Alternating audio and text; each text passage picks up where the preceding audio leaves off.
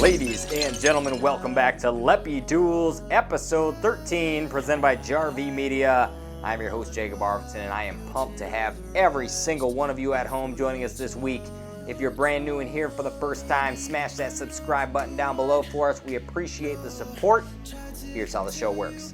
In a moment, you will meet our 4 distinguished guests. Each of those guests will go 1v1 versus the other 3 contestants. Within each duel, each contestant will have 1 minute to deliver their points on the assigned debate topic, along with an additional 20 seconds to respond to their opponent's comments. After that, I, as the host, will determine a winner of each duel, and the first one to fill up their scoring bar wins the episode. Simple enough. Let's meet the panelists for this week. Joining us fresh off a win, minutes off a win at the Sunset C-Tier Flex Start, presented by Latitude 64 in Great Bend, Kansas. Please welcome Seth Fendley. His challenger in round 1 and our second panelist this week. He's the brand manager at Great Lakes Disc, Brian Papa Wolf Frawley. Our third panelist this week is the owner at Crew 42, Zac O'Heran. And finally, rounding out the cast, sponsored by DGA, and he's riding a turtle, our good friend, Trevor Harbolt. Thanks for joining us, all 4 of you guys this week. Pleasure to have you back on the show. Seth, Brian, you're going to be up first. Seth, you're going to be leading the way. James Conrad had a fantastic round 2 this past weekend at JomezPro. -17 on the day was his score, over 1,100 rated. I want to know your guys' take. Where does it rank on the list of all-time great rounds? Seth, take it away. Yeah, so I think that it really depends on how you describe all-time greats, right? So there's really 5 rounds that I'm going to sort of narrow this down to, and they're all within the modern era, because it's really the ones that we track pretty heavily. And so I still think that the greatest of all time is going to be Macbeth's 18 down at D-Glow. It's just where we started with those rounds. That being said, I'm really at a toss-up at putting the JomezPro round at my 2 or my 3. Between it's that one and the Joel Freeman Butler County round last year. I think his 14 under on that course was just insane. Below those are going to be the Macbeth Vibram Open round in 2013, the 16 under, and then rounding out my top 5 would be the Macbeth 18 under at Waco. And I think that the hardest part about all of this and where I put James's is because of his layup on hole 5. He didn't go for it, but we knew that he missed that one, as opposed to the D-Glow one where Paul didn't, like, he was trying to get the birdie on 10 when he missed, when he took the par there. So those are my top 5 and where I put James's round. All right, Brian, what's your opinion here? Well, I'm not going to give you a complete list of my top 5, but I am going to apologize because I'm about to offend someone, because this is, by mathematics, I don't know, the 30th rated best round ever in the history of time. So I'm a kind of literal guy. I kind of go by the numbers. I don't mind the rating system. So for me, it's great. It was exciting. I was glued to the Disc Golf Network, watching it, tweeting about it, really enjoyed it. It was pure entertainment. But to me, it was just as exciting as a great Final 9 between 2 players on a Sunday afternoon. It wasn't something that I'm going to, make a poster about and hang in Great Lakes Discs or put up in my bedroom. It's not something that those putters that he used are going to be framed forever in history, like Macbeth's round at Toboggan. Thank you, Mark Stevens, for those. But yeah, it's cool. It was great. It was exciting, but it was still like the 30th best round ever. All right, so 2 completely different opinions here. It sounds like Seth's got this top 3 all time. Brian said not even close to the top 25. So Seth, respond to those comments. Yeah, so the fun part about where Brian puts it is that half of those rounds, actually probably more like 3/4 of those rounds, Brian couldn't even tell you about, right? And so when we're talking about what a storied round is, we're talking about rounds that have been recorded. We're talking about rounds that people are glued to even Brian's point, right? Like half of those 1100 plus rated rounds that are above this, people didn't even know that they happened until weeks or maybe even months later, right? Whereas this is a round that was on coverage. We got to see it.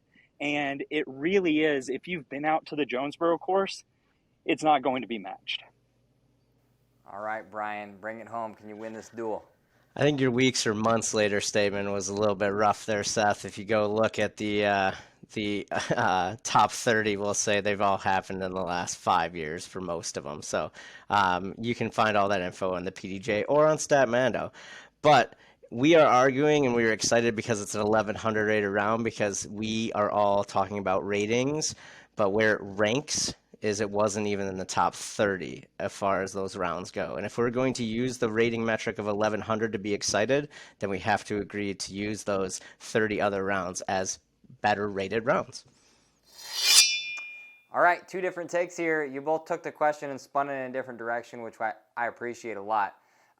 Brian's going just straight statistics, right? It does not rank anywhere near the top 5. Seth is going based on the eye test, which says, hey, especially Seth being on the grounds at JomezPro, nobody else is shooting 17 under par. So with that said, Seth, I appreciate your point, but I think I'm going to stick with Brian here. He's right. There's plenty of other rounds that we haven't seen on coverage, and I think that I'm going to go to that department here for this one. Brian takes a point for duel number 1. Duel number 2, Trevor and Zach, you guys are up. Returning to JomezPro this weekend, Kat Murch and Haley King played fantastic golf, had a battle come all the way down to the wire at the end. Why is that performance from those two women, why is this the moment that they kind of finally arrive on the scene to ultimately challenge Kristin Tattar at this point? Trevor? I don't think Haley's just arrived on the scene from this tournament. I don't think Kat has arrived from the scene from this tournament. I think they've been there. Haley's been there for a while. Kat's been showing that she has a lot of skills to break through and get a win right now with some good competition like Katrina Allen and Kristin Tattar and Paige Pierce is always a huge step in the right direction. The one thing I like about it is they're both young and it's potential to be a battle for years to come. So that's the fun part of it. I think both of them have a lot of skill. They both throw really far. They both have a really good head for the game. The difference is I think Haley has been there before. She won the DGP championship a few years ago and won a pretty big check. And she's always been top 5. I think the difference is lately she's switched companies and something that's different. With Kat, she's young. She's new on the tour. She's finding her stride. The girl's got a lot of games. So it was really fun to watch. And I think it's a battle that we'll probably watch for the next 5 to 10 years, if you ask me. All right, Zach, what's your take on this question? They definitely had a fantastic tournament. I actually think in this regard that this isn't necessarily the indication that they're coming to challenge Kristin as much as Kristin didn't have a fantastic tournament. We're looking at the narrative of this story. Kat has, that great interview at the beginning. It's her home state. Then you see her kind of perform. You see that holes 17, 18, the playoff hole 10. There's a lot of passion there. People are really involved in that. But even with all those things, we still were talking about how Kristin wasn't like on a lead card for the first time in her career on coverage. Since she's been on tour, it's the first time she didn't make a lead card. She had always been at least one time been on a lead card since been here. So people recognize that Kristin had a tournament that was off. And so this doesn't really indicate to me that they're there to challenge Kristin. She lost by 7 strokes. She still took a top 10 finish and she played, to her standard, not quite what she needed to or what she's normally used to doing. So I don't know if they're really there to challenge Kristin as much as she just didn't have it in the tank for this weekend after having a fantastic major. All right, Trevor. So he basically straight up disagreed with you there. You said Kat and Haley are here. They've been here. They'll continue to stay here to challenge for the top. Zach's saying, yeah, Kristin just had an off day. That's why they were able to win. What's your response to that? Okay, so of course Kristin had an off tournament. We all have off tournaments. Paul McBeth has an off tournament. Ricky has. Everybody has off tournaments. So for to say that her one-off tournament wasn't, is like a big deal isn't a big deal to me. We're golfers. We can't win them all. With Haley and Kat, I think they're both young and they're potentially just amazing golfers for the future. Kristin's late 20s, early 30s, if I'm not mistaken, and these girls are 21. So I think that to see them come out with a big performance on a huge course like JomezPro to show off their skill with the distance and with their sidearms and stuff, I think they are here, and I think this is a big tournament for them to move forward and use it as confidence and go on. All right, Zac, bring it home. They've played well. Trevor, you're absolutely right. Both of those ladies have had top 10 finishes 4 times. Kaylee playing in 6 different, Silver Series or up events. Kat playing in 7. But realistically, if we look down at how they're playing, if we're looking at them challenging Kristen Tatar, right? I'm thinking weeks in the future. Are they going to continue to challenge, outpace Kristen in future events? I don't think so. Kristen's had 9 over 1,000 rated rounds so far. Haley only having 4, Kat only having 3, and both of those ladies having at least one round under 900 rated as well. Kristen's ceiling is just better right now. 2017, 2020, Paige dominated everything. And right now we're seeing the same thing with Kristen. Are they fantastic? Do they have potential in the future? Absolutely. But right now, Kristen is the player in FPO disc golf, and it's her tournaments to lose, not them to challenge to try to win right now. All right, 2 different takes. I love it, as always. Trevor, you hit the nail on the head. These are 2 young women sitting at their low 20s that are continually getting better. They're going to continue to get better, and they're going to continue to challenge Tatar. The key word in your argument, though, for me, was potential and future. And I think if we look at this question right now, Zac nailed it. I don't think anyone's messing with Kristen. Again, she had an off week that week, but we can set that aside to say, yeah, in the future, 3, 4, 5 tournaments from now, are we looking at Merch and King and saying, hey, they challenged Tatar again and again? Probably not. So I'm going to side with Zac on this one. Sends us to duel number 3. Zac, you're staying in. You're taking on Seth. We kind of hinted at this last week with rules officials in one of the questions that Seth got to answer. But how should rules officials be implemented on tour for you guys? Zac, you're up first. Yeah, rules official, what their role is going to be. We look at other sports and we can see problems or benefits to officials and how they work. Right now, I see a really big benefit in having enough on hand and on site to be able to handle things like pace of play, or to clarify rules that need to be determined. So if a card's like split on decision, not sure how to make a decision, can't move forward, having someone there to make a final kind of ruling and move it along is really important. I'm not a big fan on them being referees right now, so like following along, because I think it's the card's responsibility right now to handle those things, to call it out. For example, we saw an instance in AmNats where an official could have acted as a referee in the playoff with Ilkengrow and Paul Kranz. And to be honest, Ilkengrow, huge footfall in the playoff. It's a missed call there. We had an official right there who could have called it, didn't. I get that we miss things, but if we're going to be refereeing, we're going to miss things, and that can hurt things. I think it's responsible of the players to take care of that. So I don't really want them in that kind of referee form right now. All right, good take, Zac. Seth, where are you going with this one? Yeah, so I think that part of the question doesn't get answered by Zac, and that's what sort of division do we have between top tier and lower tier events? And I think that Zac does a really good job of talking about how the current setup isn't really to be refereed, but for clarification. But even in that regard, the current setup does allow that there's more marshals at pro events than there are at smaller events. And so I think that we either have to make a determination that these people who are there to represent the PDGA, to represent as rules officials, they have to be serving some purpose greater than just being a TD. And so I think that right now, the closest thing that they are is to provide clarification on coverage, to not delay coverage, but also to serve as pace of play. And I don't know if that's really the full use of their ability. And so I think that, to Zac's point, we would need more of them to be able to referee. But I think that if we're going to have any sort of people on the ground at these larger events, that they are going to need to start making calls to actually have some sort of value to be at those events. Otherwise, they're just doing the same thing that the tournament director already does. Okay, so you guys both mentioned kind of the word referee, and right now, the rules officials are basically clarifications to speed up pace of play. So I want you to dive into kind of the referee aspect. What should it look like ideally for you guys if there's rules officials on the ground, on tour, essentially being referees? How strict should they be, and what should they and should not they be calling? Zach?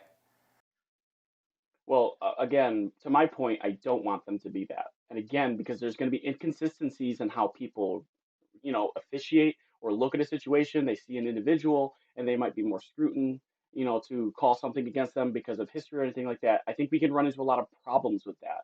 So if we're and on top of it, if we're going to referee, that means we need to have someone on every card on every hole, which means you're not looking at 18 officials or marshals. You're looking at probably over 30 in order to make sure you have enough people on the course, which is a huge amount of manpower. They have to be trained. We have trouble right now with volunteers and where their positions are sometimes. So like if you're asking us to have better quality people on site right now to handle that, that's a big ask right now, and that's really hard. In the future, with more money, people who can travel, maybe, but this right now is not feasible, especially if they're supposed to make the call. And as to your point, Seth, too, about saying I'm not kind of indicating how that works, you kind of set a point there.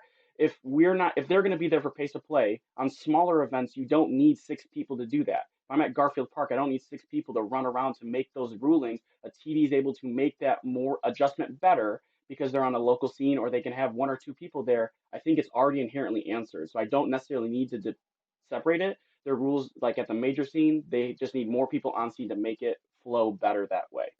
All right, Seth. He went on for a long time there. Can you win this duel? Yeah, so you asked us to clarify what it looks like to referee, and Zach clearly says that he doesn't want them to referee. I think that from my perspective, as these Elite Series grow, the referee points that I'm looking for are really enforcing pace of play. This weekend in particular, we had people out there informing players of pace of play. We had people out there providing warnings about pace of play. But ultimately, there was no enforcement. And the one piece of feedback that I received as to the point of bringing in personal experience as the assistant tournament director is if these guys are here and they're going to come talk to us about it, then why don't they take the next step and actually enforce it? And I think that that's the clear delineation between what I'm talking about, what Zach's talking about, is actually getting to some point of refereeing. All right, so basically the line is drawn for both of you. Zach wants no such thing as a referee right now. Seth says, yeah, we do need some sort of referee. It doesn't need to be anything drastic or super strict, but pace of play is the main issue right now, and we've got the manpower to enforce it. We just need to make the call. For that reason, I'm giving the win to Seth here. So congratulations, Seth. You get the first win of the episode for yourself. Sends us to duel number 4, Trevor and Brian. Wysocki, he's had some injury problems here lately. If we date it all the way back to the Lyme disease thing when it first rose up, he's been dealing with a lot. Have we seen the best from Ricky Wysocki's career already? Trevor? No, we have not. I mean, the dude is Ricky Wysocki. He's one of the best disc golfers of all time. He's had Lyme disease for a few years now, and if you look at his stats last year, I mean, the man won the Pro Tour Championship, the Green Mountain, Ledgestone, Dynamic Disc Open, Texas State Championships. I mean, this dude's career is not done because of a little flare-up of Lyme disease. There's ways to treat that, and he has enough money where I think that he can get the right help he needs. Right now, he's just going through some struggles with it, and it's a flare-up just like what Lyme disease does. There's other players out there that have Lyme disease that still won championships, like Johnny McRae. If I'm not mistaken, Brody Smith has it, and he still plays at a high level. So I think it's just getting the right type of people to help in the way that he needs because he's a high-level athlete. LeBron James spends a lot of money every single year to keep his body in physical shape to compete, and I think Ricky Wysocki's on that level of athleticism to do the same thing. I don't think we've seen the best or the worst of his career or the end of his career yet. I just think that he's going through some stuff, and he'll figure it out and get back to form. All right, he is not done by any means, says Trevor. Brian, what's your take here?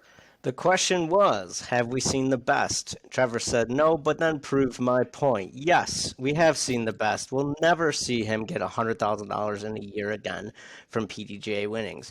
We're never going to see him win 2 more world championships. Sorry, the competition is just getting so intense. It's so challenging. I don't think we'll see a repeat champion outside of anybody named Paul Macbeth in the next 5 to 10 years. All right.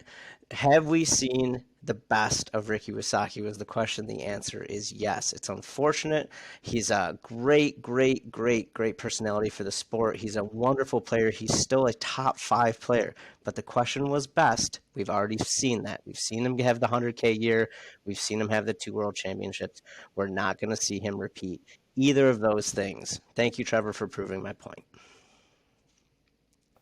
All right, Trevor, he came at you. What's your rebuttal? He came at me with the dumbest thing. He said that we're only going to see a $100,000 year from him, and that was last year. Like, it wasn't that long ago this man won $100,000 in the season. So for you to say that, I understand where you're saying, have we seen the best of him? And I don't think we have. I still think the man has another championship in him. I mean, he's played 2 tournaments this year, both top 10s at Pro Tour events. I don't think we've seen the best of him still. I still think he has time to make a run again, maybe win another 1 or 2 championships. Even though that the field is getting stronger, Ricky Wasaki has one of the best putts in the history of the game from inside of 80 feet. And I don't think we've seen the last of him, and I don't think we've seen the best of him yet. All right, Brian, what's your response to Trevor? Again, he's already won 2. He's not going to win 2 more.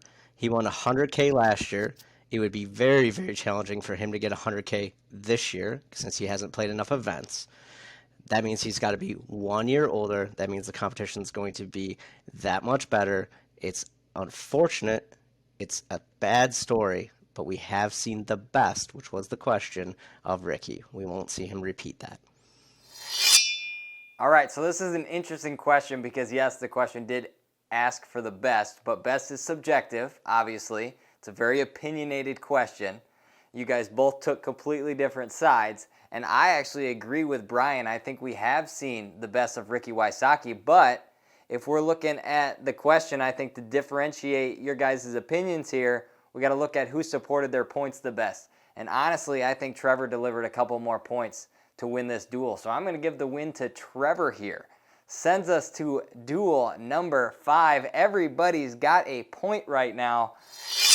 We are up with the most important for the Disc Golf Pro Tour.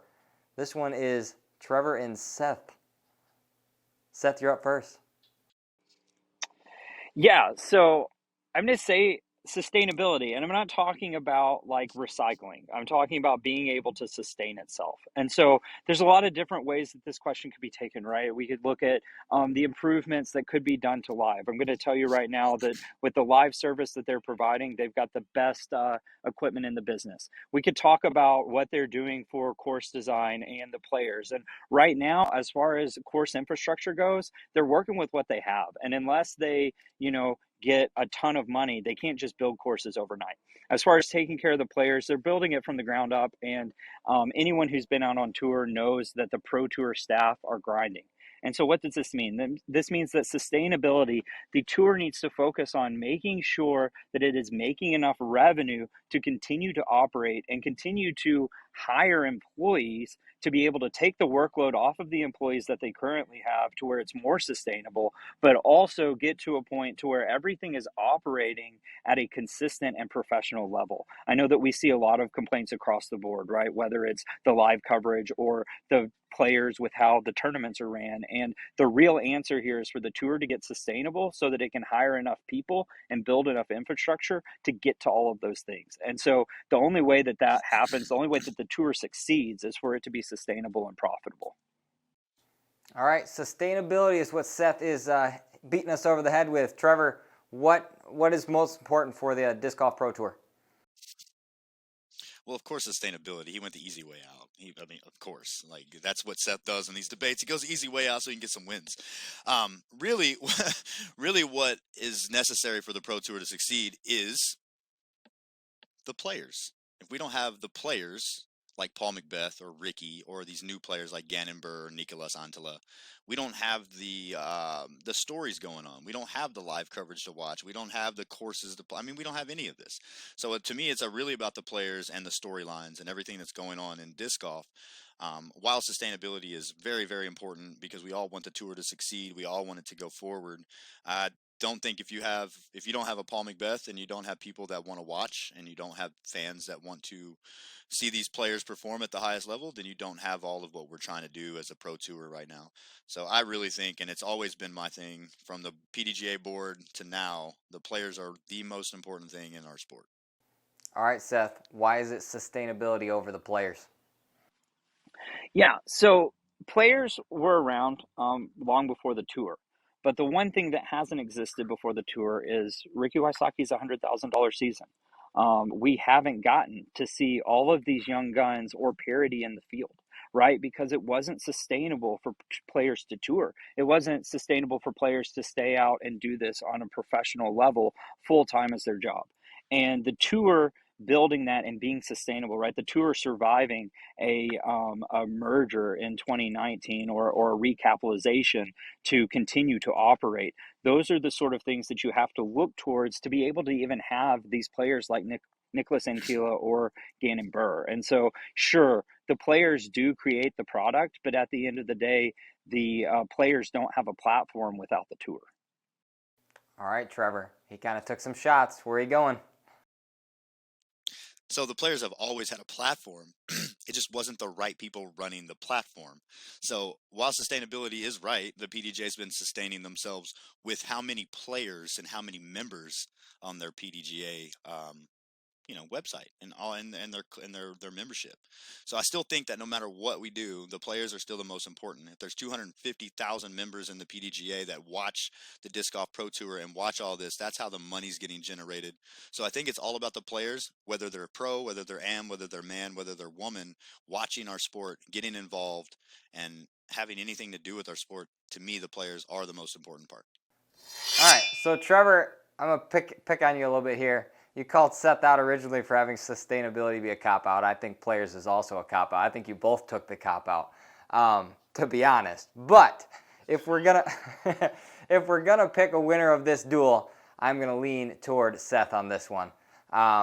Just a couple of better points, Trevor. I don't disagree. I think the players are very important, but you kind of brought in the PDGA side of it. We're kind of trying to focus on the tour for this specific question, so I'm going to lean toward Seth on this one. Seth takes the win in duel number 5. Who will be joining Seth in the tiebreaker? Will it be Zach?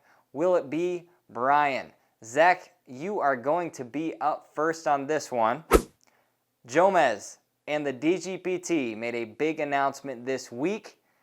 DGPT is acquiring Jomez and bringing them into the fold. So what's your reaction to this, and where is it leading disc golf coverage, Zach? So real quick then, as an operating standpoint, the reality is that it doesn't change much, right? The Disc Golf Pro Tour and Disc Golf Network has the absolute interest of it being the best live coverage of what is going on out there right now. And this is a power move where now they're bringing into their organization the best post-production company, and they are going to try to provide the best of both of those worlds moving forward. That's what's going on right now. We already know that like Jomez has already doing the same thing where you jump on, you just get a backpack on from Disc Golf Network. It's the same people filming. It's just coming from the same. They're already doing that. There's now officially with the same under the same umbrella now with Disc Golf Network, Disc Golf Pro Tour. So we already are seeing this happen. It's now just under an official capacity. All right, Brian, what's your take here? All right, so imagine a nice February evening in Tucson, Arizona, as I walk back from an event at the Disc Golf Industry Conference, and somebody turns to me and says, "Hey, by the way, Disc Golf Pro Tour is going to get Jomez." And my jaw falls to the floor. I have unbelievable amount of excitement, also nervous energy, mainly because I then was not allowed to talk about it with people until right now. My initial reaction, I was floored. Why did this happen? I think it happened because we're keeping disc golf in disc golf, and I think it was a great protection move. instead of maybe Jomez going to somebody else or a corporation or something outside of disc golf. Not saying that that was an option, but this saves disc golf. And I've seen disc golfers, companies do this in other ways too. Where does this lead us for disc golf coverage? Nothing's going to change. We got everything we want. We have the live that I love in the store and on my couch, and we have the post-produced that many of my customers watch and come in and talk in the morning. It's great for disc golf, and it's safe. All right, Zach. So Brian's flaunting that he knew before anyone else really on this show. Why is your take better here? I think, yeah, that's probably true. Seth knew too. I think right now I think it's really important to identify that they've been doing this already, just kind of in an unofficial capacity. Jomez is hooking up to the Disc Golf Network cameras. I mean, Donut, who works for Crew 42, he's been out there helping on the tour. He's literally been on Jomez cards, helping them out before. This is nothing. So the product isn't going to change at all. It's just now under the umbrella and this power move. And as to like why it's happened, it feels a little bit that the Pro Tour and the network might have made a power move earlier by making Jomez kind of pay the $250,000, I think, for 2 years and making it less financially consistent for them to do it on their own. And so kind of like leads Jomez to this a little bit and saying that if you want to continue, you can still have the creative rights, but we want to make one kind of organization, and that kind of led them financially probably to go in that direction as well. All right, Brian, can you win this duel and send yourself to a tiebreaker with Seth? Yeah, I can win this duel because, Zach, you went down the right path, but you didn't finish. It definitely is a financial decision, but it's diversifying the income streams. All right, so it's more options. It's shipping from the same spot, too. It's not Jomez's stuff all in someone's shed. It's everything going to where the Disc Golf Pro Tour stuff ships out of. It's controlling the Patreon that's coming in. It's controlling the releases, and it's helping to build each other's brands up even stronger. So that's why, because of the financial diversity of the move. All right, so good takes from both you guys. Zach, I love that you brought in the fact of kind of being pushed into this possibly in Jomez's case with the contracts that they signed and the money that they've had to shell out to the Pro Tour in order to maintain their status as, you know, the main event lead card type coverage. Brian, you had some great insider knowledge that you flaunted, and my apologies. Obviously, Seth knew before you did. Absolutely. Can't leave him out of this. But Brian, you made some great points in there as well, and I'm going to do something for the second time that I've ever done here on the show. We're going to give you both a point. So we split that duel. We've got a three-way tie. Everybody except poor Trevor is going to be joining the tiebreaker here. Staying on the topic of the Disc Golf Pro Tour is going to be our tie-breaking question. If you guys could shake up the Pro Tour dramatically by changing one thing, what would that thing be that you are changing? Seth, you're going to be up first. Brian, you're going to be second. Zach, you're going to be third to round it out. Take it away, Seth. Yeah, so time for playoff number 2 of the night. This time I've got an extra competitor. We'll see how this goes. So I really think that it's time for some structure change at the tour.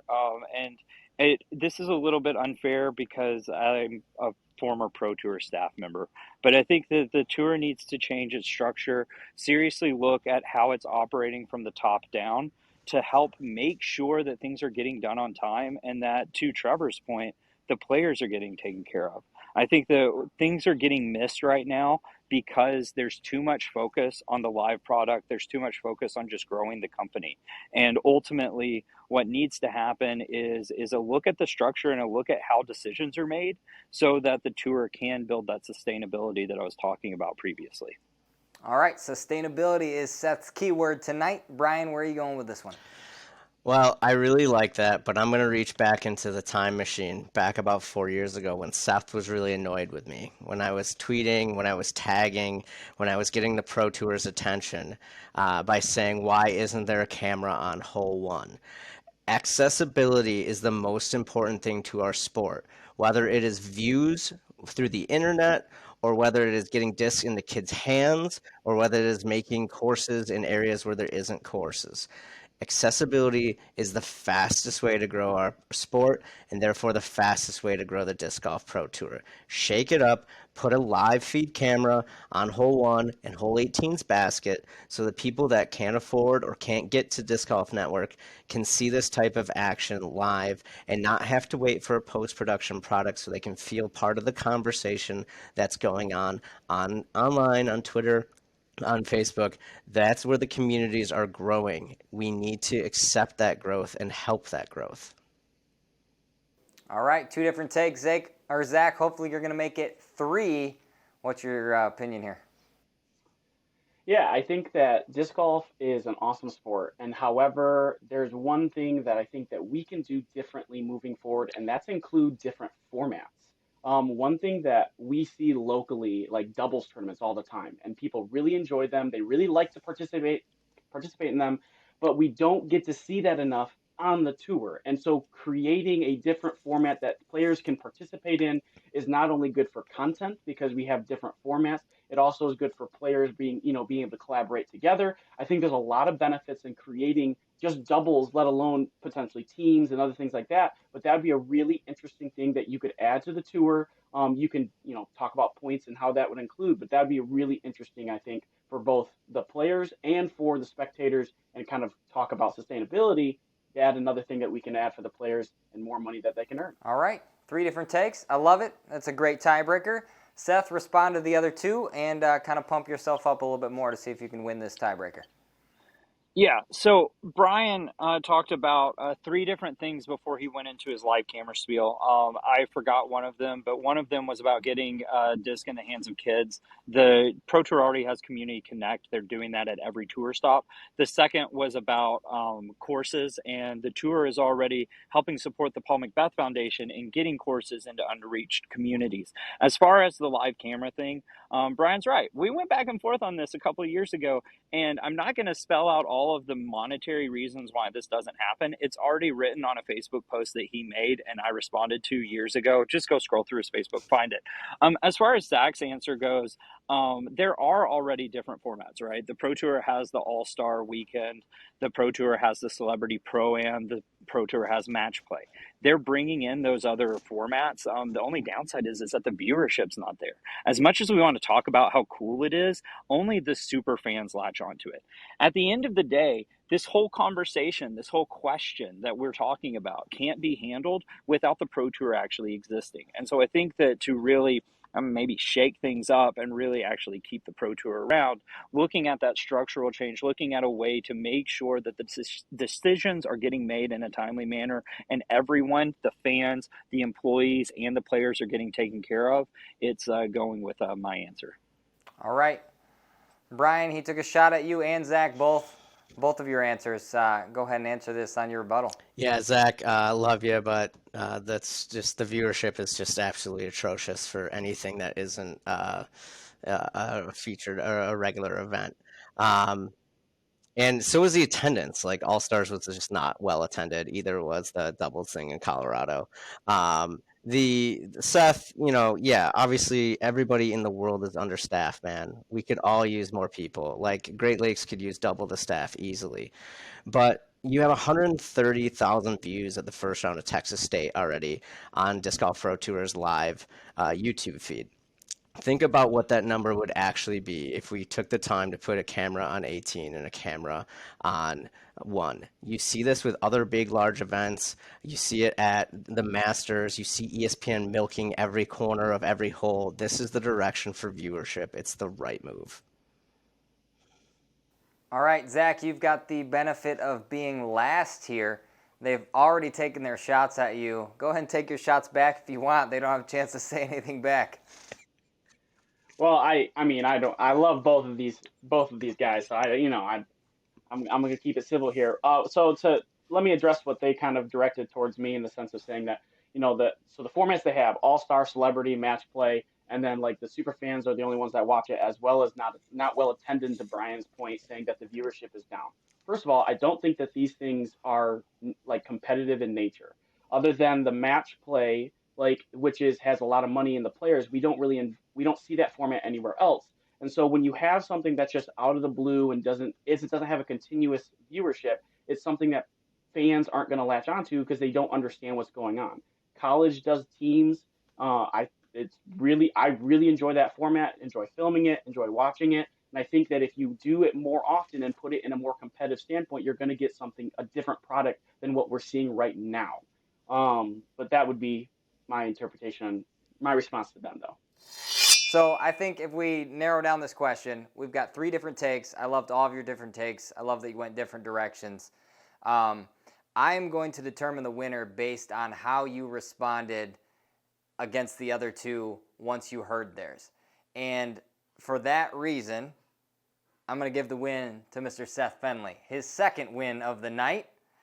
And congratulations, the floor is yours. What do you got for us? You haven't won in a while. Yeah, so coming off of the JomezPro Open, I really just want to talk about volunteering at disc golf events. I think that this is it's an opportunity, first off, for people to get out and see the pros in a way that you're not going to see as a spectator. But more importantly, one of the things that I encountered this week that I've never really encountered before was really a hesitancy to do it just because people were afraid they were going to mess up or that they weren't going to measure up to what we needed. And let's be honest, I think Zac said it earlier, like, we need all the help we can get. And so if you're willing to help, we'll take you. And I think that don't be afraid to step up and say, hey, you know what? I want to help. Tell people to not get in Paul Macbeth's way when he's throwing. Like, that's a pretty cool job. You're standing on the front line. Or, hey, I want to be the person who marks all of the circle 1 putts. People get really nervous about what it means to keep UDisc score. But let's be honest, half of us are already keeping UDisc when we play our casual rounds anyways. We're already used to it. Don't worry about it just because you're going to be out there with the 20th card. Who they probably may or may not cash, right? Like at the end of the day, the ones where you might be nervous, the tour's been around long enough. They've already got, quote unquote, I call them professionals. One of my guys, Joe, he said that he was maybe 970 rated, but let me tell you, he's done UDisc at 4 of the major Pro Tour events already for the past 3 years. I trust him with any stat that I want to throw out there. There's people out there who are already doing a great job. So if you come out and get your feet wet, then maybe you can do that job, 2 or 3 years from now. Additionally, just to sort of cap it off, for people who don't know much about me, in 2017, I volunteered to help the Pro Tour run social media. A lot of people ask, how do you get a job in disc golf? And I tell them, I volunteered. Right? I didn't do anything. When the Pro Tour started to hire staff and we started to actually ask and expect that our staff had disc golf experience, I looked at Jeff Spring and said, Jeff, based off of this job listing, you would not hire me for this job. And he looked at me and said, well, you've been with the tour for 2 years, so that sort of automatically qualifies you. And I think that it's really important, if you want to get a job in disc golf, if you want to work for the Pro Tour, you want to work for a manufacturer, you want to work for a local retailer, go out and volunteer at a tournament. That's the best way to get your foot in the door. It's the best way for you to start getting that experience that would ultimately get you a job that, let's be honest, in disc golf, there's not like a qualification system. You can't go to school for disc golf, but you can sure go to school on the disc golf course. So volunteer at your next Pro Tour event. Thanks and good night. I love it, Seth. You can't go to school for disc golf, but you can, the disc golf course is your school, so I love it. Volunteer, volunteer, volunteer. That's what Seth is preaching, and I completely agree. If you are local to a tournament or you want to drive a little bit, go ahead and volunteer. And like Zac said earlier, we need all the help we can get in the sport. So go ahead and get yourself involved. Don't be scared to get your feet wet. The more experienced people are already doing the hard stuff for you, so you don't have to worry about that part. Thanks again to all of you guys for being here for this week's episode. Seth, congratulations on the win, but obviously Zac, Brian, and Trevor, thanks for being here as well. All you guys at home, thanks for watching. Don't forget to subscribe if you haven't done it already. Have a great weekend.